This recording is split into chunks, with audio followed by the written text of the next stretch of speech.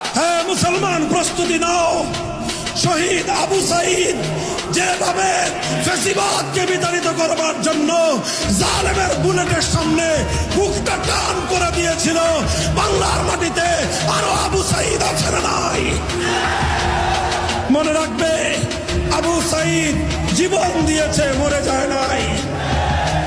আবু সাইদের প্রাণ প্রদীপ নিভে গিয়েছে, আবু সাইদ মরে নাই। আবু সাইদ জীবন দিয়ে অমর হয়ে থেকেছে।